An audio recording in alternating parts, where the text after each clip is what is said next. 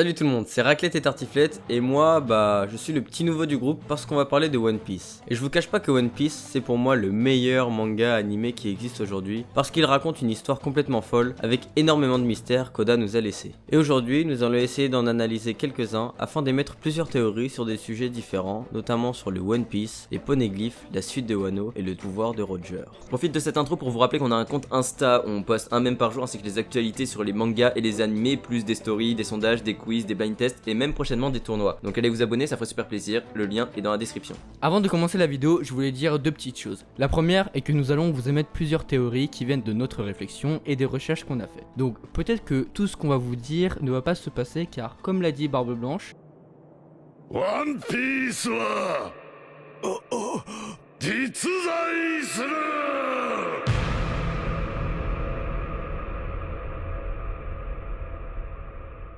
mais on ne sait pas à quoi il ressemble, on ne peut pour l'instant que l'imaginer, mais on saura à quoi il ressemble par la suite. La deuxième chose est qu'il faut avoir vu l'animé et de préférence avoir lu les scans pour éviter de se faire spoil. C'est pourquoi on vous mettra une alerte spoil à chaque passage qui peuvent vous donner envie de nous insulter.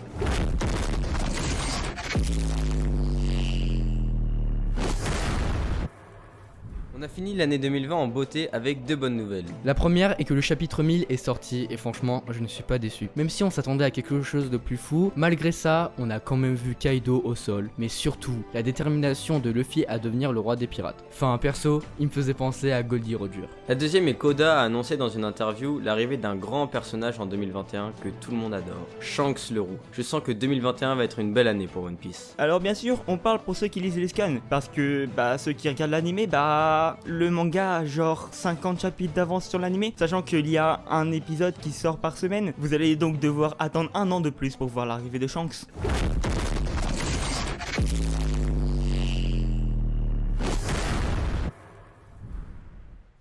Le One Piece, ce fameux trésor que tous les fans veulent connaître. Mais à quoi il ressemble ? On sait pas en fait. Les seules informations qu'on a sur lui, c'est qu'il se situe sur l'île de Raftel, et que pour l'atteindre, il faut décrypter 4 road poneglyphes qui mènent sur cette île. Je vous préviens, c'est pas du spoil, mais il y a une théorie comme quoi le One Piece réunirait les 3 armes antiques afin de pouvoir détruire Red Line et réunir toutes les mers, d'où le One Piece. De plus, les rêves de Mugiwara pourront être accomplis, comme Sanji qui découvrira All Blue, Nami pourra cartographier toutes les îles, et Brook retrouvera la Bonne, et etc. Et cette théorie est probable parce que rappelez-vous, à l'île des hommes poissons, Shirley a eu la vision que Luffy détruirait l'île des hommes poissons. Mais il faut savoir qu'elle se situe juste en dessous de Red Line. D'ailleurs, ce passage m'a particulièrement marqué parce que dans cette vision, Luffy possède son chapeau de paille. Vous allez me dire que c'est normal, mais si l'on suit cette théorie, Luffy est le roi des pirates. Mais rappelez-vous la promesse qu'il a faite à Shanks. Il lui redonnerait son chapeau de paille. Or, s'il l'a toujours, cela voudrait dire qu'il n'a pas pu lui rendre. Pourquoi ? On ne sait pas, il serait peut-être mort. Mais bon, j'ai une deuxième théorie pour ce qu'est le One Piece. A mon avis, le One Piece serait un énorme poneglyphe qui dévoilerait la vérité sur le siècle oublié. Ce siècle mystérieux où nous n'avons aucune information. Seul le gouvernement détient, mais il cherche à le cacher à tout prix. Roger aurait découvert un grand secret. Voilà pourquoi il serait le roi des pirates. Il connaîtrait toute la vérité sur le siècle oublié, qui a peut-être un lien avec la volonté du Di ou encore la création des armes antiques. Mais on sait aussi que certains poneglyphes raconteraient l'histoire de ce fameux siècle, mais pour l'instant, on n'a aucune information.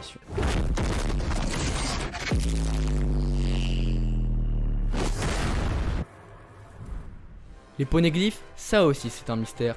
On sait qu'il y a des road poneglyphes qui mènent à Raftel, et qu'il y a des poneglyphes antiques et d'informations disposées un peu partout dans le monde. Car, comme je vous l'ai dit, ils nous révéleraient des infos sur le siècle oublié, mais aussi sur les armes antiques. Pour moi, ils sont très importants pour la suite du manga et risquent de nous apprendre beaucoup de choses. Malheureusement, Robin est la seule à pouvoir les décrypter, ce qui fait d'elle une cible pour les antagonistes du manga. Alerte spoil ! Big Mom l'a même dit dans le chapitre 999. Que Kaido pouvait tuer qui il voulait, sauf elle, car elle est la clé pour arriver à Raftel. Mais à mon avis, ce n'est ni Big Mom ni Kaido qui va s'emparer d'elle, mais Marshall D. Teach. Pour moi, il va arriver à Wano et s'emparer de Robin pour décrypter les road poneglyphes restants et aller à Raftel. D'ailleurs, cela devrait bien énerver Luffy qui retrouvera Barbe Noire par je ne sais quel moyen à Raftel, et alors, ils réaliseront le combat final entre Mugiwara no Luffy et Barbe Noire, la personne qui a capturé son frère, trahi et volé le fruit de Barbe Blanche et blessé Shanks. Voire peut-être plus, on ne sait pas ce qu'il peut se passer sur Wano, mais bon, faudrait déjà qu'il vienne.